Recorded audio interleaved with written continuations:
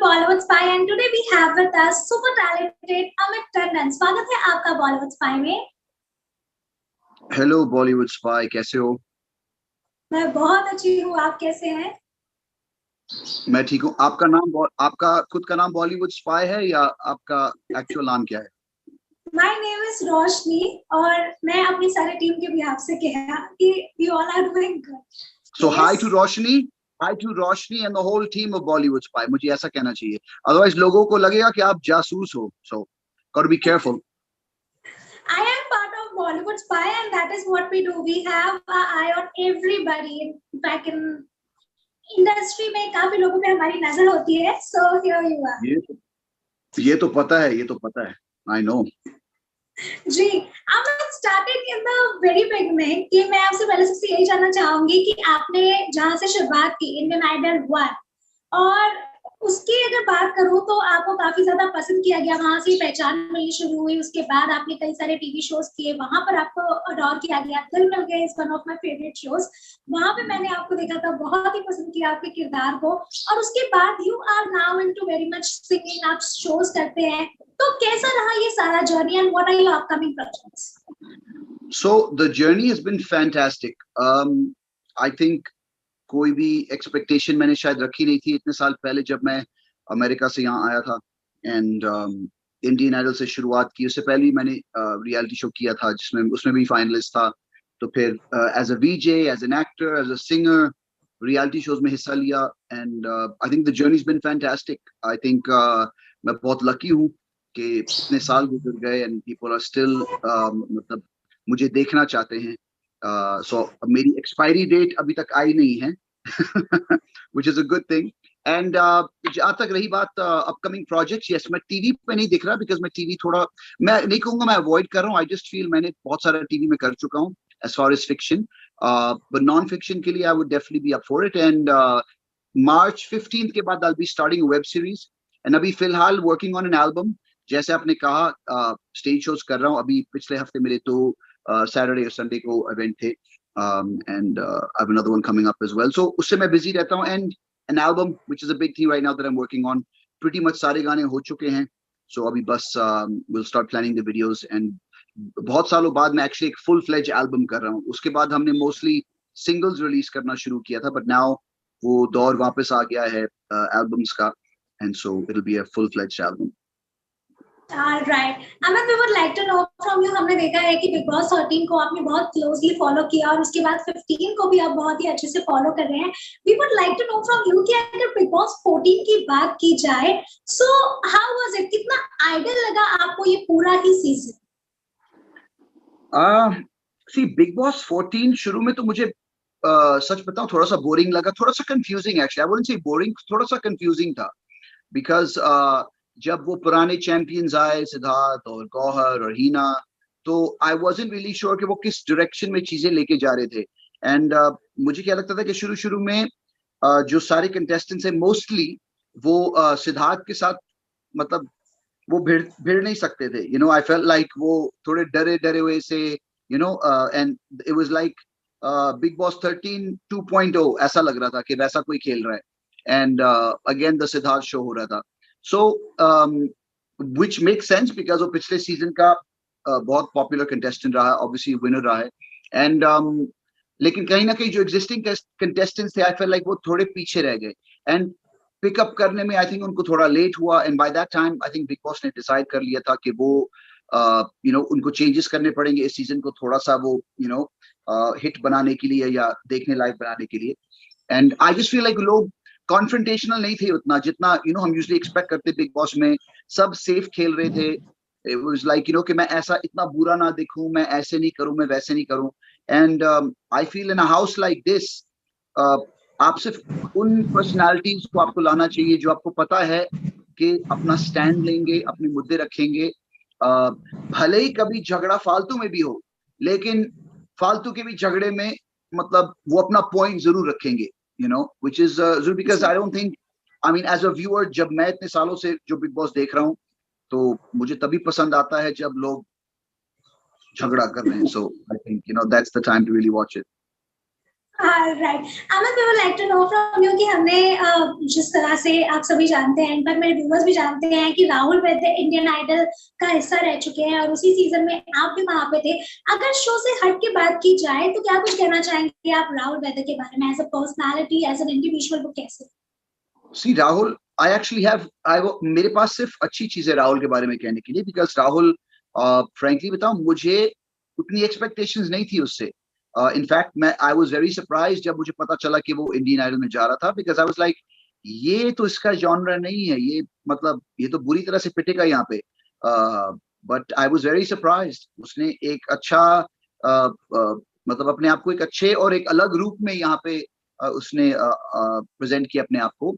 अपना स्टैंड लेता है, वन लाइनर्स जो उसके होते हैं, ऑब्वियसली गाना तो अच्छा गाता ही है।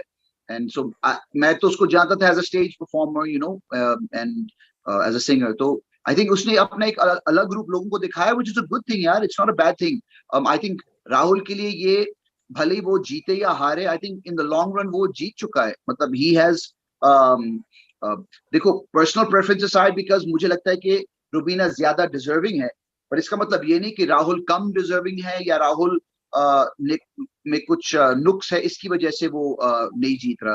आई mean she just happens to be more apt for this season and more of a winner for this season. लेकिन राहुल has won because वो आया था सिर्फ एज अ सिंगर और जा रहा है एज यू नो, नाउ अब लोग उसकी पर्सनैलिटी को जानते हैं, which is a good thing. I think उसको ग्रोथ ही मिलेगी इससे, he will only grow from here.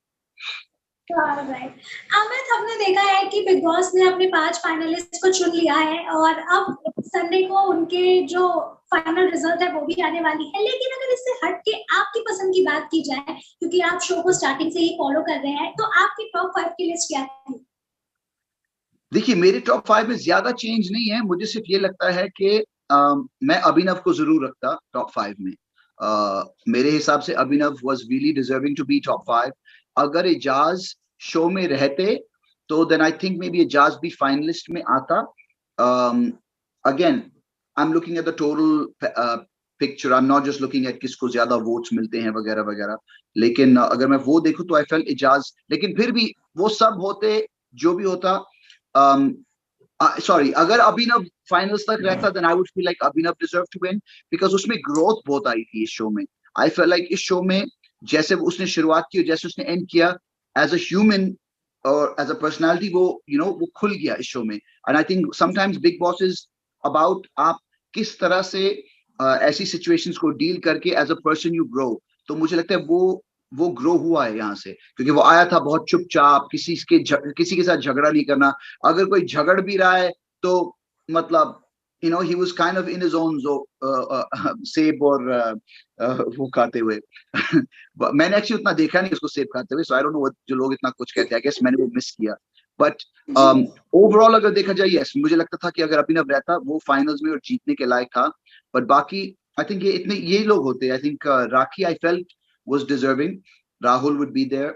Maybe Abhinav और एजाज शायद अली और निकी की जगह ले लेते। मतलब एजाज ले लेते अली की जगह, और ये अभिनव निकी की जगह।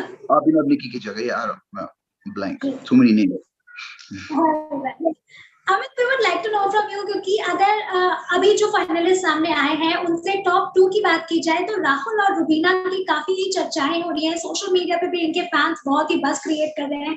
लेकिन अगर मैं आपसे जानना चाहूँ, मेरे सारे व्यूअर्स इनफैक्ट ये जानना चाहेंगे कि अगर इनकी पूरी जर्नी को समराइज करके इनके जो गुड पॉइंट्स है, बैड पॉइंट्स है, कि मतलब कौन ज्यादा डिजर्विंग है, किसे जीतना चाहिए, तो आपके पर्सपेक्टिव से क्या होगा? वी वुड लाइक टू कि आप दोनों ही इंडिविजुअल्स के लिए बोलें। So, like as I said, मैं रुबीना को 2 रीजन की वजह से मैं फेवर करता हूँ कि उसको जीतना चाहिए।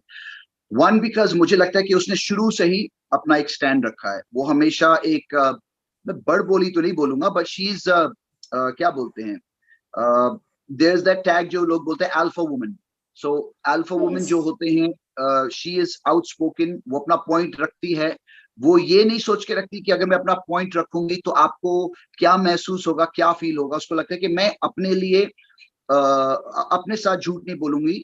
अगर मुझे लगता है कि आप कुछ गलत कर रहे हैं तो आपके साथ सिर्फ हाँ में हाँ मिलाने के लिए मैं कोई भी ऐसा कदम या काम नहीं करूंगी, and she was always like that from the very beginning.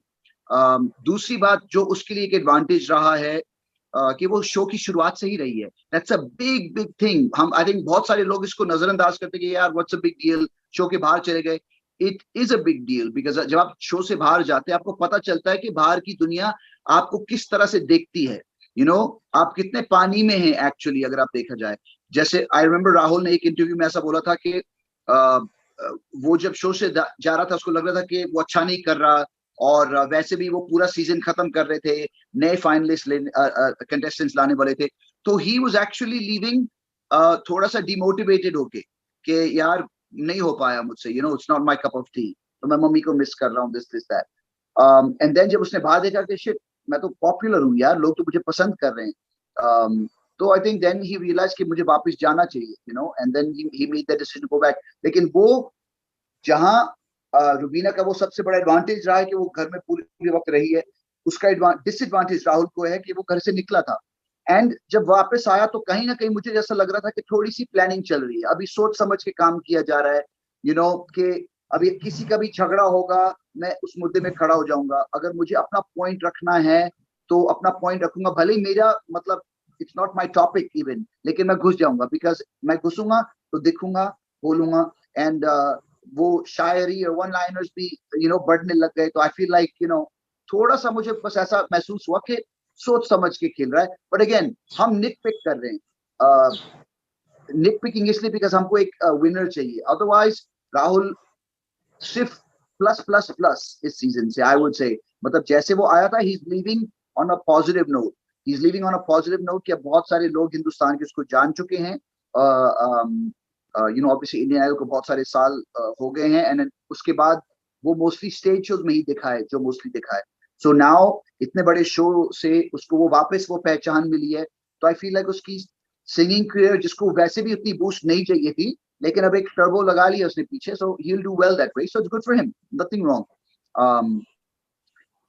हमारे शो में, हमारे मतलब मैं तो शो का भी हिस्सा नहीं हूँ, लेकिन इस शो में मुझे ऐसा लगता है कि कुछ कुछ ऐसे लोग हैं जिन्होंने खुद का नुकसान, विल गेट इनटू किस किस का नुकसान हुआ वो बाद में बात करते हैं, बट जैसे आपने पूछा, आई फील लाइक दैट्स वो मेन डिफरेंस है राहुल और रुबीना के बीच, कि एक शो से बाहर निकला एंड जब वापस आया तो थोड़ी सी प्लानिंग और प्लॉटिंग सी मतलब एक महसूस हुआ हमें, एंड दूसरा ये कि वो लड़की जैसी थी वैसी ही रही, किसी के लिए चेंज नहीं हुई, जब लोगों को लगा वो गलत थी तो ठीक है, कभी उसने माना भी कि वो, एंड मैं ये नहीं कह रहा कि वो परफेक्ट है, वो भी गलत है काफी सिचुएशंस में, कभी कभी उसका जो कॉन्फिडेंस है वो एरोगेंस में दिखता है, which is a very normal trait, because जब आपको इफ यू सी, अगर आप बहुत श्योर हो अपने आप में, तो कभी कभी आप अपना पॉइंट रखने के लिए आप दूसरे के पॉइंट को नजरअंदाज कहीं ना कहीं कर लेते हो, एंड आई फील लाइक कभी कभी ऐसा हुआ है इसके साथ, but otherwise overall I feel it's Rubina. जी, अमित, मैं आपसे जानना चाहूंगी कि हमने देखा था कि स्टार्टिंग में जिस तरह के कॉन्टेस्टेंट्स आए थे उन्हें देख के लग रहा था कि जैस्मिन वर्सेस रुबीना हो सकता है, क्योंकि दोनों कलर्स के फेस थे, काफी रेनाउंड फेस थे, लेकिन धीरे धीरे जिस तरह से जैस्मिन अलग होती गई, या फिर हम कह सकते हैं उनका गेम बदल गया, क्या इसका फायदा आपको लगता है राहुल को हुआ है? क्योंकि बार बार उन्हें मिसोजिनिस्ट और काफी सारी चीजों से टैग किया गया, तो अगर वो आज इतना ऊपर आए हैं तो क्या इसका रीजन ये है? नहीं, इसका रीजन आई डोंट थिंक उससे कुछ लेना देना है कि क्योंकि जैस्मिन नहीं हुई इसलिए राहुल आ गया। आई फील लाइक राहुल की गेम वो जिस हिसाब से खेल रहा था वो भी स्मार्टली खेल रहा था, उसको ये तो आई थिंक जरूर पता चल गया था कि Rubina is a very strong contestant. See, हर कोई जब उनको थोड़ा बहुत पता रहता है, आई फील लाइक कहीं ना कहीं, maybe I am wrong, पर मे बी उनको थोड़ा सा पता रहता है कि कौन शो में आने वाला है, maybe I could be wrong again, लेकिन कहीं ना कहीं आपको बैक ऑफ योर माइंड कि ये लड़की 5 साल से टीवी शो कर रही है, कलर्स का फेस है या जो भी है, और ये बंदा ऐसा है या जो भी है, सो कहीं ना कहीं वो एक अंडरस्टैंडिंग होती है, तो आई फील जब उसको लगा कि ये स्ट्रॉन्ग कंटेस्टेंट है, एंड इत्तेफाक से उन दोनों की नहीं बनती थी, राहुल वैसा बंदा नहीं है जो किसी की बातें सुनेगा, और वो भी क्वाइट कॉन्फिडेंट है अपनी जुबान में, अपनी सोच में, तो इट्स वेरी नेचुरल जब दो बुल्स एकदम ऐसे सामने सामने आए तो वो एक दूसरे उनके साथ तकरार होगी, and I think that's what happened. तो आई डोंट थिंक उससे जैस्मिन से कुछ लेना देना था, बिकॉज जैस्मिन, हालांकि जैस्मिन अपना पॉइंट रख सकती थी, बट मुझे कहीं ना कहीं लगा कि उसने पॉइंट रखना जब शुरू किया तब तक उसकी जर्नी खत्म हो गई थी, एंड पॉइंट रखते रखते वो ओवर भी बहुत जाती थी, which is one thing that I always felt. And yes, all of you Jasmine fans, I don't care. जितने मैसेजेस करने करो. ऑलराइट, अमित दफा आपने पूरा ये सीजन देखा है, and I am pretty much sure कि आपने कोई भी वीकेंड का वार भी मिस नहीं किया होगा, क्योंकि सलमान खान हर एक को जस्टिस दिलाने के लिए बिल्कुल आते हैं, अपनी बातें बेबाकी से रखते हैं. मैं आपसे जानना चाहूंगी, जो पूरा एक शो रहा है, ये जो एक पूरा एक अलग कॉन्सेप्ट हमें इस बार देखने को मिला है, क्या लगता है आपको कि शो जगह जगह पर कभी कभी बायस्ड हुआ है या फिर बहुत ही अच्छे फ्लो में चलता गया? See, अब बायस का मतलब ये आप look, I don't think कि जानबूझ के कोई बायस्ड हो रहा है. I definitely अगर आप ये कह रही हैं कि क्या जो शो बना रहे हैं उनके दिमाग में वो ये सोच रहे कि ये हम शायद इसको फेवर कर रहे हैं, it could be, and I don't think that's wrong either, because अगर उनको लगता है कि इसको दिखाने से या इसको ज्यादा दिखाने से हमें टीआरपी मिलती है, which is end of the day the main, हम बार बार ये बोले कि reality show is still a show about getting numbers. तो वो रियलिटी दिखा रहे हैं, लेकिन वो किसकी रियलिटी से उनको फुटेज मिलती है, फुटेज मिलने से उनको रिजल्ट्स मिलते हैं, मतलब टीआरपी मिलती है. तो that is the makers job. तो अगर वो अपना काम ही नहीं करेंगे तो फिर वो how are they supposed to, कि नहीं चलो अभी आप जो भी करो, आप सब बैठ के खिचड़ी खाओ और बस हाई फाइव करते रहो, और फिर जब हमारी टीआरपी एकदम जीरो पे चली जाएगी तो फिर हम नोबडी, ऑब्वियसली वो ये नहीं करेंगे. तो अगर उनको लगता है कि यार इसको ज्यादा दिखाने से ना ये बंदा या ये बंदी हमको अच्छा फुटेज देती है, अपने पॉइंट रखती है, एंड सिचुएशन में घुस जाती है, सो दैट्स नॉट रॉन्ग. अगर हम भी शो बना रहे होते या आप बना रहे होते, बॉलीवुड स्पाई का बिग बॉस होता, तो बॉलीवुड स्पाई का भी बिग बॉस में वैसे ही होता कि आपके जो भी इंचार्ज हैं, जो सब चीजें देख रहे हैं, वो ये कहते हैं कि यार मेरे को जो बंदा एंटरटेनिंग लग रहा है मैं उसको दिखाऊंगा. So I don't feel that's a bias, that's intelligence in fact. Alright, Amit, Ali एक ऐसे मुद्दे से अंदर आए थे कि उन्हें जैस्मिन को जिताना है, फिर उसके बाद राहुल के दोस्त बने, रुबीना के दोस्त बने. मतलब मुद्दा ये है कि आप दूसरों को किंग बनाने के पीछे क्यों बने हो, क्योंकि जब आप एक किंग बन सकते हो. तो क्या लगता है आपको इनकी जर्नी कन्विंसिंग रही है? Yes, I think that is where Ali थोड़े फॉल्टर हो गए. आई थिंक वो फॉल्टर होने की जो एक समझ आई उनको बहुत लेट आई कि यार मैं दूसरों की आड़ में खेलते खेलते मैं खुद की गेम में पीछे रह गया. एंड फिर भी पीछे क्या रह गया कि मैं फिर भी मे बी टॉप 3 में आ ही जाऊंगा, आई एम अस्यूमिंग. बट मतलब सोचो कि अगर वो खुद के लिए खेलता शुरू से, see to me what Bigg Boss requires, ये नहीं रिक्वायर करता कि आपकी बॉडी बहुत अच्छी है या आपको गाली देना आता है. इट्स वो लड़का हो या लड़की, अगर आपको अपना स्टैंड लेना होता है, you have to be able to take your stand, and एक फर्म स्टैंड जो सिर्फ किसी के बातों से या बहकावे में आके या डर से आप चेंज ना करो. That is to me what a real champion should be. Advantages obviously उन लोगों को होते हैं जिम में भी जिनका एक फिजिकल प्राउस होता है, जैसे सिद्धार्थ था, अली का भी वैसा ही था, I mean too much laser extent, but उसका भी ऐसा था कि चलो मैं ये कर दूंगा वो कर दूंगा. लेकिन मुझे जो महसूस हुआ, वो बोलता बहुत था, and Ali is a really sweet heart. मैंने उसके साथ काम भी किया हुआ है, is a really nice guy. हमने वो देखा भी है जब वो सिचुएशन में रोता है, लेकिन कहीं ना कहीं आई थिंक वो खुद कंफ्यूज था कि मेरे को यार ये इमेज बनानी है या इस इमेज के साथ मुझे भेजा है कि I am the tough guy, और मैं कोई ऐसा कुछ कर दो मैं तुम्हें फेंक दूंगा, मैं ये कर दूंगा, मैं वो कर दूंगा. लेकिन जब बात आई वो करने की तो फुसकी बॉम्ब. राइट, अमित, हमने देखा है कि जो टॉप 5 कंटेंडर्स है, इनफैक्ट राखी की अगर बात की जाए तो आपने भी उनके लिए पोस्ट किया था. लेकिन मेरा सवाल आपसे ये है कि जब वो गेम में आए और उसके बाद वो एंटरटेनमेंट वाला जो क्रिस्प लेकर आए, और अब जब वो फाइनल वीक में पहुंच चुकी है, क्या कुछ कहना चाहेंगे आप उनकी जर्नी के बारे में? देखो, ऑनेस्टली बता रहा हूँ, राखी सावंत की वजह से ये शो चला है इस सीजन. कोई कुछ भी बोले, अभी भी ये लास्ट हफ्ता अगर आप राखी को रिमूव कर लो, it is the most boring in the history. I mean I never, मतलब मैं लिटरली फास्ट फॉरवर्ड करता हूँ. सो राखी को कोई भी बंदा ऐसा बोले कि मैं ये मानता हूं कि वो ओवर द टॉप चली जाती है, उसके अंदर कोई फिल्टर नहीं है, वो जितने अच्छे काम भी करती है उतने गलत काम भी करती है, लेकिन इट्स लाइक मैं उसको डेस्परेशन बोलता हूँ। डेस्परेशन क्यों? उसको हर एक चीज की अहमियत होती है। इस घर में आने के बाद उसको लगा ये मेरा एक सेकेंड चांस है अपने आप को दुनिया के सामने पेश करना। ऑब्वियसली राखी बहुत साल, मैंने पहले भी इंटरव्यूज में बोला कि राखी बहुत सालों से इस इंडस्ट्री में है एंड बहुत सारे हाईज एंड लोज देखे हैं। यार आप मुझे बताओ, सारे कंटेस्टेंट्स को देख लो, कोई भी ऐसा contestant I think in the history of big boss कोई ऐसा है, मे बी वन और टू, जिनके लिए खुद उनके नाम पे टीवी शोज बने हैं। राखी का स्वयंवर, राखी का इंसाफ, मे बी कुछ और भी राखी पा कैर कुछ भी होगा, बट आई एम श्योर मतलब उसके नाम पे बने हैं। सो शी सीन वो भी सिचुएशन उसने अपनी जिंदगी में देखी है, और इस शो में आके she is been very entertaining.